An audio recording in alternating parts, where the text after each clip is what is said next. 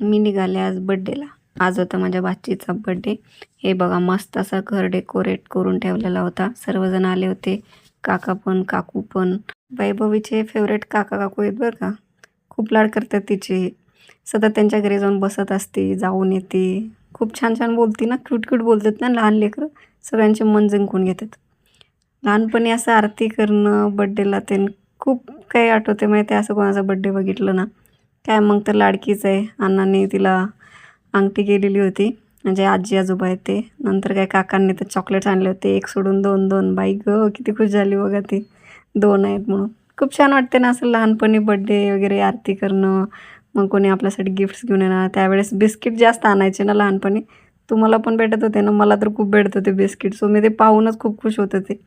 मग काय सर्वांनी आरती वगैरे करून घेतलं. खरंच लहानपणीच्या दिवसांना खूपच छान वाटते, खूपच म्हणजे खूपच. त्या बड्डे करण्यामध्ये थोडं इंटरेस्ट नाही, पण लहानपणी खूपच. बड्डे येतोय म्हणून 4 दिवसाआधीपासूनच एक्सायटेड व्हायचं सगळ्या गोष्टीला.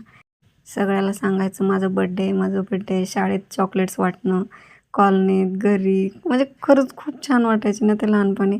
मग काय सर्वांनी हे गिफ्ट्स आणले होते. काका काकूंनी आणले होते, मी आणले होते, माझी ताई पण दिलेली, म्हणजे वैभवीची आत्या. एक रुपा आत्तूकडून आणि एक माझ्याकडून. सो गिफ्ट्स तिला सर्वांचेच आवडले, खूप छान भेटले तिला गिफ्ट्स. मग काय सर्वांनी समोसे आणि केक खाल्ले आणि घरी गेले.